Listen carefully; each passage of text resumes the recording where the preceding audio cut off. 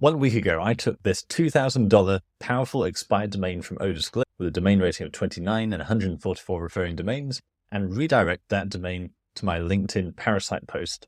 So why did I risk this $2,000 domain? Basically, the problem I'm finding with LinkedIn is that although it ranks really well, it tends to be quite short term. So you get that initial early boost and then it dies off quite quickly. And you're very prone to competition. It seems like Google is always favoring the most recent person to have published an article on that keyword, which basically means anyone, including myself, can just go through LinkedIn and snipe all these high value keywords. So I feel there's great potential there if only we can work out how to make those articles stick for longer, so stay ranking and also keep the competition away. And I think the answer lies in authority and link building. But the issue with LinkedIn is, of course, there's no guarantee that particular URL is going to stick around. So if you are building links, then there is a real risk. You could spend thousands building links to that particular page, only to then find you have to publish a new page to get that refresh bonus again. So is there a way we can build links in a way where we still control where those links go, so we can always repoint them if necessary? So that's why I'm using an expired domain.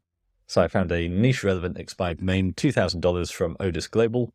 I will leave a link below to sign up for Otis Global should you be interested, and let's see what the results look like. So it has only been a week, and normally I recommend at the very least 30 days to see the impact of backlinks, but generally we're looking at more like 2 to 3 months generally. Like all SEO, it's one of those things that tends to compound over time. Google might give you an initial boost from that link, but the real results come much later down the line.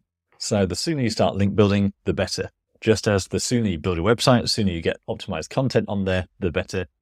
Remember that the average position 1 result in Google tends to be about 2 to 3 years old. So there's a lot of compounding going on here. Time in the market is essential. So the best time to start was years ago, but the second best time is now. On that note, go to seojesus.com. And if you do want to start link building, then go to apply. We include high quality backlinks from our outreach process, minimum DR 30, minimum traffic of 1,000. But links don't work if your content and your site isn't up to scratch. So that's why we include free consulting and free content with all our link building plans. Of course, this does come at some cost and there is a waiting list. So you really need a minimum of around $2,000 per month to start. If you don't have that yet, that's not a problem. Go to the Ranking Revelations newsletter, and I will give you my latest strategies and a load of bonuses in the welcome email, which will help you get to that $2,000 level much sooner. But now back to the case study. So I redirected this domain a week ago, and immediately Ahrefs started indexing those new links. Remember, we're talking 2 different indexes here. The Ahrefs is basically trying to replicate what's going on with Google, but it's not a perfect. So just because your links are showing in Ahrefs doesn't mean they're going to be showing in Google, and the same vice versa. But over time, that should correct itself. Now, it seemed like I was getting an initial jump literally within hours of doing the redirect. So we can see the link starting to come through from the 9th, if I zoom in here.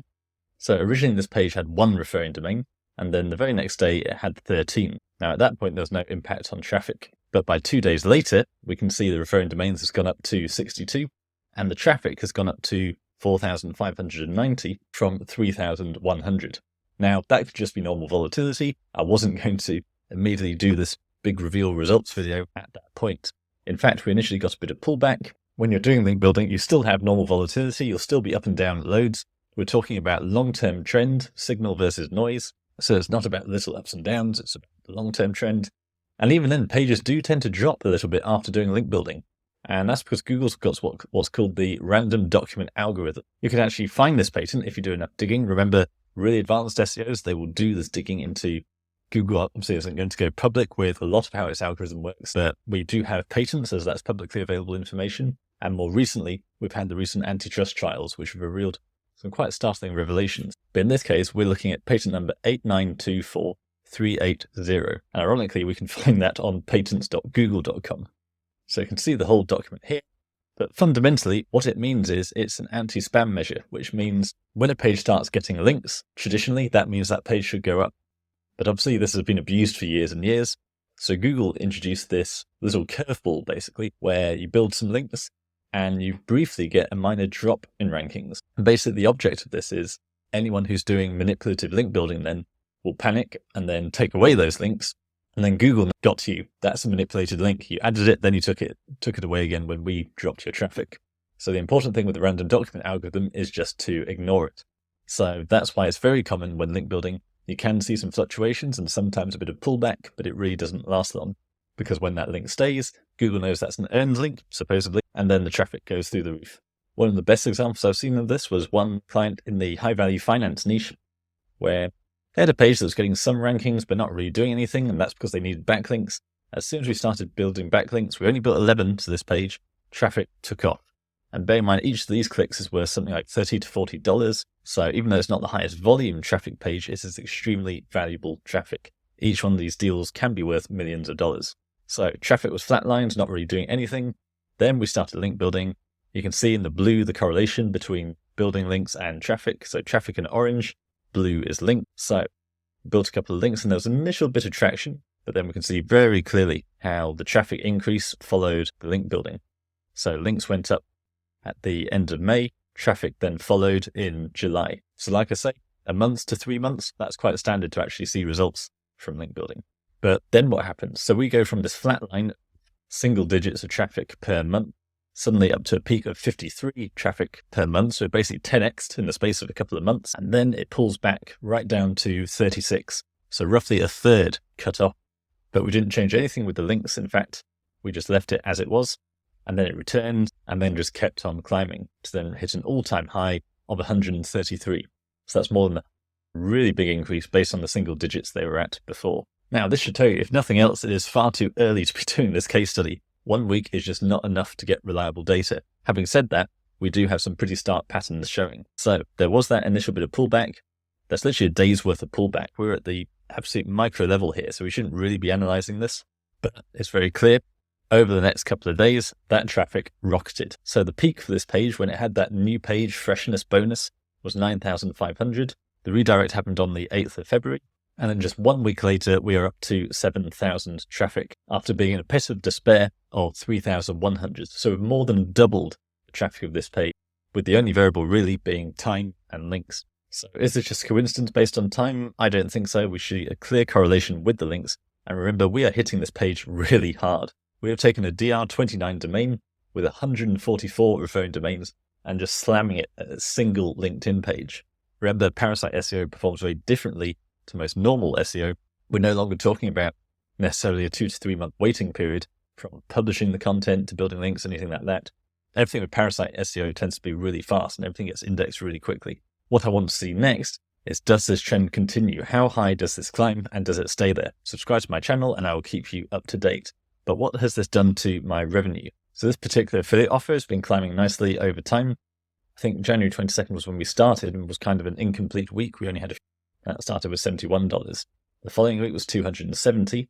And then February the 5th was $356. So if we just remind ourselves, the redirect happened on the 8th. So basically the middle of this week was when we performed that redirect. Now this week we are fully into that redirect territory and it's only Friday, so this resets on Sunday night and we're at an all-time high, so nearly $400. So if we just take an average, 394 divided by 5, we've had 5 days so far, 78.8. If we now times that by 7 to get an estimate of the weekly total, we can expect to make $551 this week. So it's not doubled the previous week, but we're pretty close. Now, what I've mainly been noticing this week is previously when I shared this case study, we were talking around $30, $40, sometimes $50, $60 per day. So an average of around $40 per day. This week, we've been getting $100 days, nearly got a $200 day. So we have 108 on the 10th, 102 on the 12th, on the 14th, 161. And overall, the weekly average does seem to be higher, much more above that $40 per day. But there is a slight curveball here. This affiliate tracking doesn't really allow much granular detail in terms of where those clicks and sales are coming from. And as usual, unfortunately, I've done multiple experiments in tandem and haven't been tracking my variables accurately. I should have had separate tracking links for each different traffic source, preferably each separate LinkedIn article. But if we come down here to referrers, we can get an idea of what's going on. And what I've been noticing is that although LinkedIn has generally led, Reddit seems to be creeping up. In fact, Reddit generally shows a much higher conversion rate than LinkedIn. We're also dealing with this unknown untrackable variable, which has had the majority of the traffic and leads. Now, I can't get a graph of this over time, annoyingly, so I've just been taking screenshots on a regular basis. Again, very unscientific, but when I started a couple of days ago, we had LinkedIn having delivered 3,305 clicks with 19 customers, and Reddit sending 1,901 clicks with 19 customers. And what I've actually noticed over time is that Reddit has been climbing up far faster than LinkedIn. So I checked in on my Reddit comments, my Reddit posts, and I then realized that I was actually the #1 Reddit result for this particular niche. So this was quite a competitive thread. There were about 4,000 upvotes there was something like 1,500 upvotes on that particular thread for the top comment. And therefore I had to get 1,500 upvotes in order to overtake them. So I've been showing regularly on my channel how I'm developing these Reddit techniques. Again, I'll leave links below. You need an aged Reddit account, and then you just need to slam your comments with upvotes from this upvote shop. Again, I'll leave links below. So this particular niche, 1,500 upvotes, was quite a challenge. So I think I got the $200 package, so that's 0.07 per upvote. So if I do the maths, that cost me $105 to reach the top of that thread. But given what we're seeing from Reddit's conversion rates, Reddit's sales, that was very worthwhile. I can pay that in a single day. And then when we compare that to the fact I redirected a $2,000 expired domain to power up my LinkedIn page, this actually seems to be performing better. But having said that, I did check in another few days later, and I noticed someone else had then outranked me on Reddit again. Not only that, but their comment had a huge list of follow-up comments underneath it, which basically meant even though I was technically in second place, I was much further down. And the annoying thing about that is that I'm not currently aware of any Reddit rank tracking. What we really need is a tool that will alert me if I've been outranked so I can then get more upvotes to get above them again. But of course, upvotes is really easy to do if you know what you're doing.